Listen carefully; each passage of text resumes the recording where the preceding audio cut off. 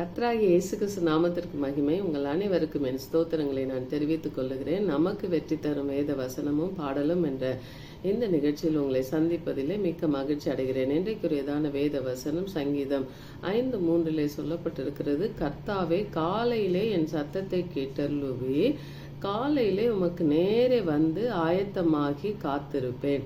அப்போ காத்திருக்கிற ஒரு அனுபவம் நமக்குள்ளே இருக்கும் பொழுது அது புது பலனை கொடுக்கிறதா இருக்கிறது நமக்கு. ஆமேன். அப்போ கர்த்தருக்கு காத்திருக்கிறவர்கள் ஒருபோது வெட்கப்பட்டே போனதே இல்லை. ஆமேன். அப்படிதான் இல்லைங்களா? அப்போ சங்கீதம் 5:2 சொல்லப்பட்டிருக்கு, நான் உம்மிடத்தில் விண்ணப்பம் பண்ணுவேன், என் ராஜாவே, என் தேவனே, என் வேண்டுதலின் சத்தத்தை கேட்டருளுவி. இப்போ எந்த சத்தத்தை கேட்கிறார் அப்படின்னு பார்க்கும் பொழுது, வேண்டுதலின் சத்தத்தை கேட்கிற தேவனாய் நம் தேவன் நம் அருகில் இருக்கிறார்.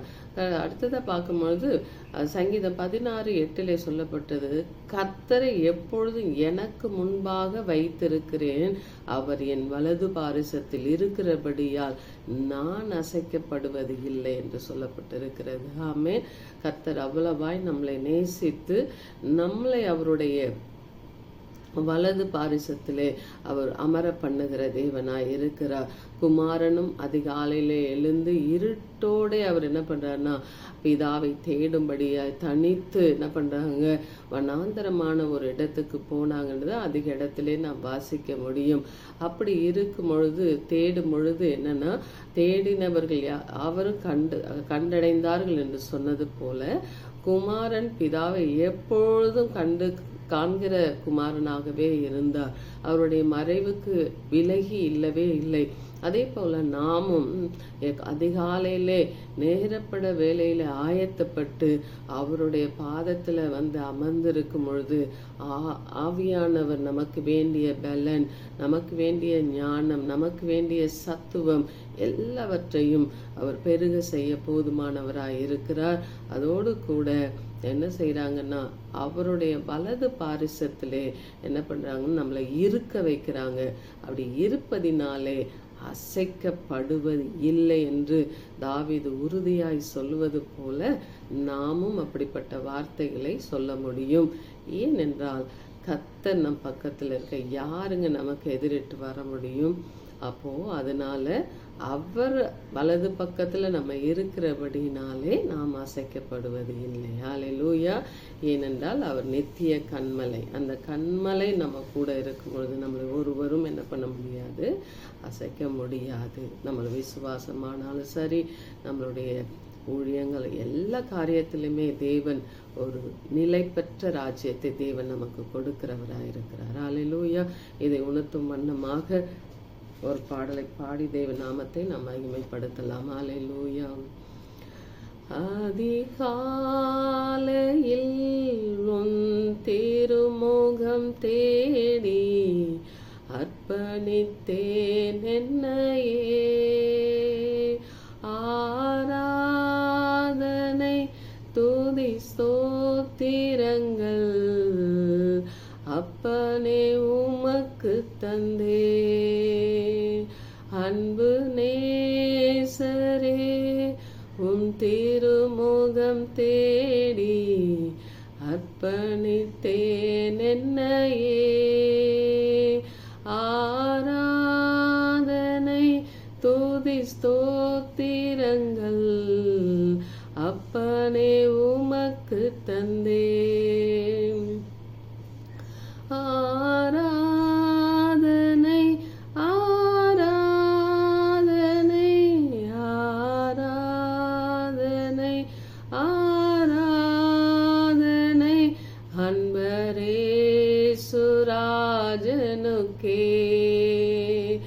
ஆவியான தேவனுக்கே, அன்பரே சுராஜனுக்கே, ஆவியான தேவனுக்கே. இந்த நாளில் ஒவ்வொரு நிமிடமும் உந்தன் நினைவா நிரம்ப வேண்டும். இந்த நாளில் ஒவ்வொரு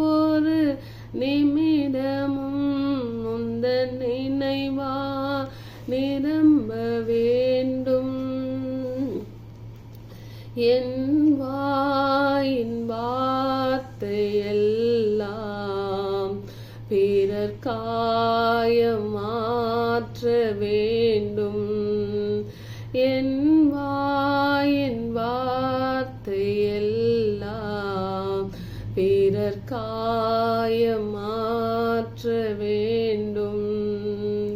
ஆராதனை ஆராதனை ஆராதனை ஆராதனை அன்பரேசுராஜனுக்கே. ஆவியான தேவனுக்கே அன்பரேசுராஜனுக்கே.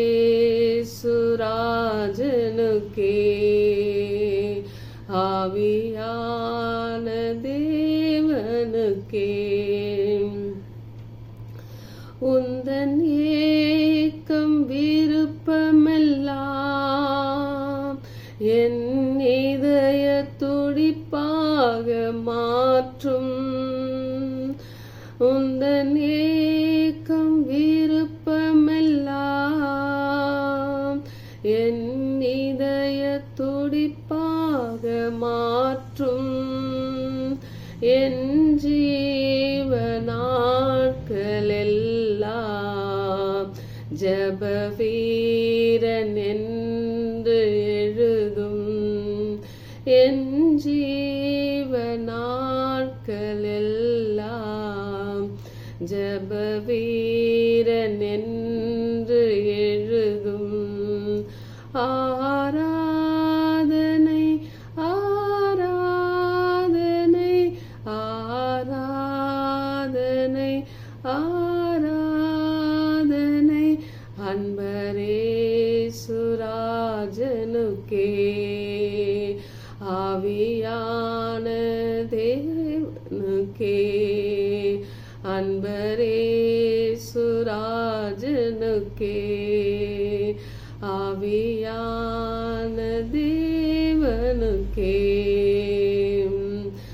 அதிகாலையில் உன் திருமுகம் தேடி அர்ப்பணித்தேன் என்னையே. ஆராதனை